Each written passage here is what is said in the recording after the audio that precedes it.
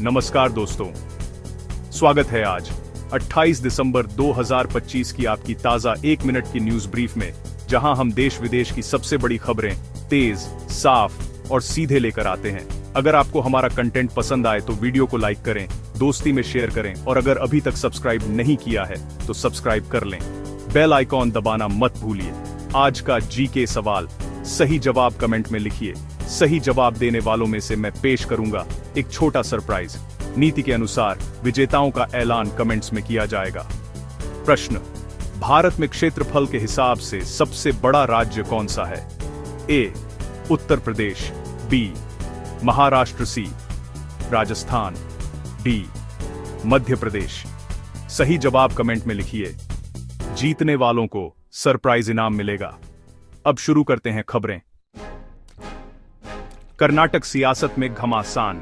आज कर्नाटक में सीएम सिद्धारमैया और डिप्टी सीएम डीके शिवकुमार खेमे के बीच नेतृत्व विवाद और तेज हो गया। इसी बीच सिद्धारमैया कांग्रेस कार्यसमिति की अहम बैठक के लिए दिल्ली पहुंचे हैं। बैठक में शिवकुमार समर्थक उन्हें मुख्यमंत्री बनाए जाने की मांग जोरदार तरीके से उठाने वाले हैं, जिससे राज्य सरकार की स्थिरता पर सवाल खड़े हो गए हैं। विस्तार, कर्नाटक की सियासत फिलहाल गहमागहमी में है। दिल्ली में होने वाली कांग्रेस समिति की बैठक में दोनों खेमों के बीच नेतृत्व पर टकराव का समाधान ढूंढने की कोशिश होगी। अगर समर्थन बदलता है तो सरकार के भीतर व्यापक फेरबदल और मंत्रिमंडल में बदलाव संभव है। राजनीतिक स्थिरता प्रभावित होने पर राज्य के विकास और नीतिगत फैसलों पर असर पड़ेगा। बढ़ते हैं अगली खबर की तरफ। चलिए देखते हैं बिहार से क्या खबर है। नीतीश कुमार के काफिले की गाड़ी से डीएसपी घायल, ये बिहार की खबर है। पटना में गुरु गोविंद सिंह प्रकाश पर्व की तैयारियों का जायजा लेते वक्त सीएम नीतीश कुमार के काफिले की एक स्कॉर्पियो ने ड्यूटी पर तैनात ट्रैफिक डीएसपी को पीछे से टक्कर मार दी, जिससे वे घायल हो गए। हादसे में बड़ा नुकसान टल गया, लेकिन वीआईपी सुरक्षा और काफिलों की गति पर सवाल दोबारा खड़े हो गए हैं। यह घटना सुरक्षा और प्रोटोकॉल पर गंभीर सवाल उठाती है। वीआईपी काफिला संचालन की कमी या धैर्यहीन ड्राइविंग से आम नागरिकों और ड्यूटी पर तैनात कर्मियों की सुरक्षा खतरे में पड़ती है। प्रशासन तुरंत जांच करेगा।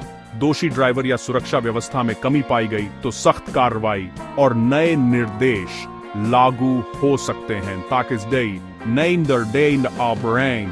और ताकि सार्वजनिक सुरक्षा सुनिश्चित रहे और ट्रैफिक नियमों का पालन सख्ती से हो।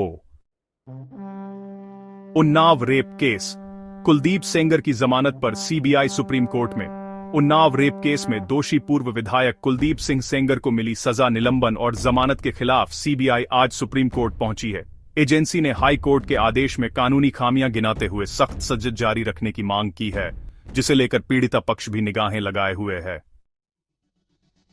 विस्तार, यह संवेदनशील और हाई प्रोफाइल मामला न्याय व्यवस्था और सजा प्रक्रिया पर ध्यान खींचता है। सीबीआई की चुनौती का फोकस हाई कोर्ट के आदेश की वैधानिकता और सजा के निलंबन पर होगा। सुप्रीम कोर्ट के फैसले से न केवल आरोपी की वैधानिक स्थिति तय होगी, बल्कि पीड़िता के अधिकारों और देश में महिलाओं की सुरक्षा पर व्यापक संदेश भी जाएगा। इसलिए यह सुनवाई महत्वपूर्ण है। इजरायल ने सोमालिलैंड को मान्यता देकर दुनिया में हलचल मचा दी है। अंतर्राष्ट्रीय मोर्चे पर इजरायल ने अफ्रीकी क्षेत्र सोमालिलैंड को स्वतंत्र देश के रूप में मान्यता दे दी है, जिसके बाद कूटनीतिक हलचल तेज हो गई है। यह कदम अफ्रीकी राजनीति और हॉर्न ऑफ अफ्रीका की सुरक्षा व्यवस्था पर बड़ा असर डाल सकता है, जिस पर कई देश नजर रखे हुए हैं। विस्तार की बात करें तो इजरायल की मान्यता से सोमालिलैंड को अंतर्राष्ट्रीय मंच पर सरकार मान्यता का बल मिलेगा और क्षेत्रीय समीकरण भी बदल जाएगा। इसका असर सोमालिया, पड़ोसी देशों और महाशक्ति खेलने वालों के कूटनीतिक रिश्तों पर पड़ सकता है। सुरक्षा, समुद्री मार्ग और प्रभाव क्षेत्र में प्रतिस्पर्धा तेज हो सकती है। वैश्विक राजनैतिक सफर में यह कदम व्यापक जांच और प्रतिक्रियाएं उत्पन्न करेगा। दिल्ली और उत्तर भारत में जहरीली ठंड और घना कोहरा छाया हुआ है। दिल्ली में आज वायु गुणवत्ता बेहद खराब स्तर पर पहुंच गई। विवेक विहार इलाके में एयर क्वालिटी इंडेक्स 424 तक दर्ज किया गया, जो कि गंभीर श्रेणी में आता है।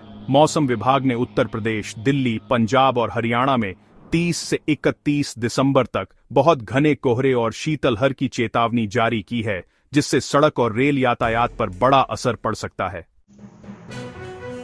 गंभीर AQI यानी 424 का मतलब है स्वास्थ्य हेतु बहुत ही उच्च जोखिम।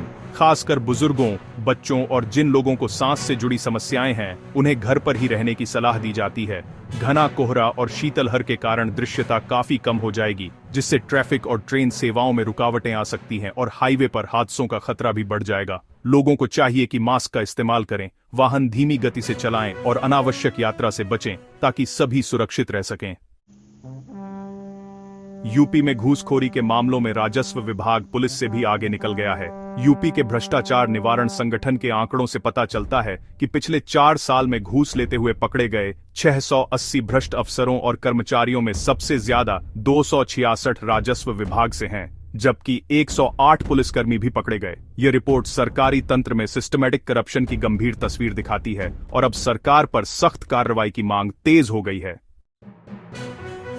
आंकड़े ये संकेत देते हैं कि राजस्व विभाग में एक पैटर्न के साथ भ्रष्टाचार फैला हुआ है। खासकर जमीन नक्शे, रजिस्ट्रेशन और टैक्स से जुड़े मामलों में गड़बड़ी करना आसान होता है। ऐसे में सतर्कता बढ़ाने, निगरानी तंत्र को मजबूत करने और पारदर्शिता के साथ साथ डिजिटल प्रक्रियाओं का विस्तार करने से भ्रष्टाचार को कम किया जा सकता है। अब सार्वजनिक और राजनीतिक दबाव भी बढ़ेगा, जिससे जांच और सख्ती की संभावना और भी मजबूत हो जाएगी। यूपी में 1 लाख के इनामी बदमाश का एनकाउंटर हुआ है। दरअसल उत्तर प्रदेश में पुलिस ने 13 साल पहले पुलिस वालों की आंखों में मिर्ची पाउडर डालकर राइफल लूटकर फरार हुए 1 लाख के इनामी बदमाश को मुठभेड़ के बाद पकड़ लिया है। पुलिस की गोली उसके पैर में लगने के बाद उसे जिला अस्पताल में भर्ती कराया गया।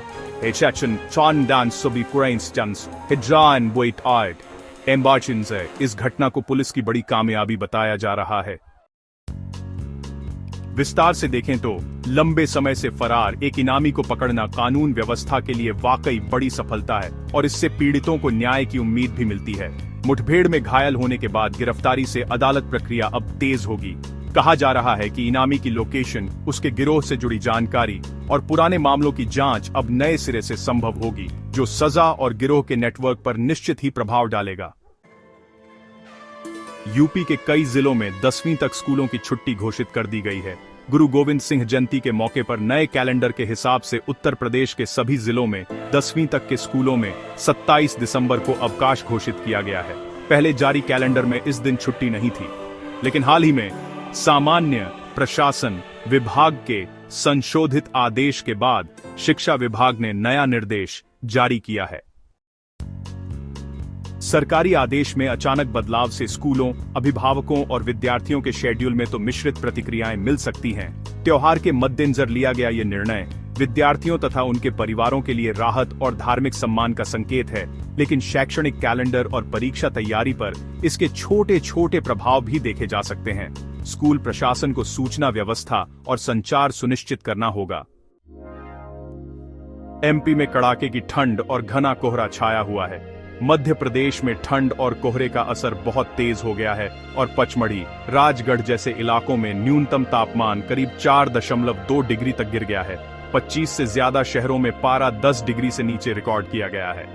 कई जिलों के लिए कोहरे का अलर्ट जारी है, जिससे सड़क दुर्घटनाओं का जोखिम बढ़ने और सामान्य जनजीवन पर असर पड़ने की आशंका जताई जा रही है। तीव्र शीतलहर और कोहरे से आयुर्वर्ग संवेदनशील समूहों पर स्वास्थ्य जोखिम है। त्वरित सतर्कता और प्राथमिक स्वास्थ्य सेवाओं की जरूरत बढ़ेगी। सड़कों पर दृश्यता घटने से भारी परिवहन प्रभावित हो सकता है, जिससे आपूर्ति और आवागमन बाधित हो सकते हैं। प्रशासन से सलाह है कि आवश्यक सेवाओं की तैयारी, स्कूल और ऑफिस के लिए दिशा निर्देश और सड़क सुरक्षा उपायों को सक्रिय रखें। राजस्थान, मध्य प्रदेश और उत्तर प्रदेश में बच्चों और शिक्षा पर बड़ी राहत योजनाएं या ऑर्डर स्तर पर लागू की गई है। हाथरस, उत्तर प्रदेश में आरटी के तहत पढ़ रहे बच्चों की फीस, किताबें, यूनिफॉर्म, जूते और मोजों के लिए लगभग 13 करोड़ रुपए की राशि सीधे अभिभावकों के बैंक खातों में ट्रांसफर की जाएगी, जिससे हजारों परिवारों को राहत मिलेगी। देश भर में केंद्र सरकार की योजनाओं में पीएम किसान सम्मान निधि, आयुष्मान भारत और प्रधानमंत्री आवास योजना जैसी स्कीमों को लेकर 2025 में लाभार्थियों को जागरूक करने के लिए राज्यों को निर्देश दिए गए हैं, ताकि योग्य लोगों तक सब्सिडी और सहायता समय पर पहुंच सके। आरटीई के तहत सीधे बैंक ट्रांसफर से छात्रों के शैक्षणिक खर्चों में तुरंत मदद मिलेगी और पारदर्शिता बढ़ेगी। इससे आर्थिक रूप से कमजोर परिवारों का भार कम होगा और बच्चों की पढ़ाई बाधित नहीं होगी। साथ ही केंद्र द्वारा राज्यों को योजनाओं के प्रति जागरूकता बढ़ाने के निर्देश से लाभार्थियों तक सही समय पर सहायता पहुंचने की संभावनाएं सुधरेंगी। प्रशासनिक क्रियान्वयन पर निगरानी जरूरी है। कैसी लगी आपको ये सारी खबरें? मुझे कमेंट्स में जरूर बताइए। अगर वीडियो अच्छा लगा हो तो इसे लाइक कीजिए और अगर आपने चैनल को सब्सक्राइब नहीं किया है तो अभी सब्सक्राइब कीजिए। साथ ही घंटी के निशान को दबाना मत भूलिएगा ताकि आपको हमारी हर नई वीडियो का नोटिफिकेशन सबसे पहले मिले। मैं फिर मिलूंगा ऐसी ही अच्छी और खास खबरों के साथ। तब तक के लिए जय श्री राम, जय हिंद, वंदे मातरम।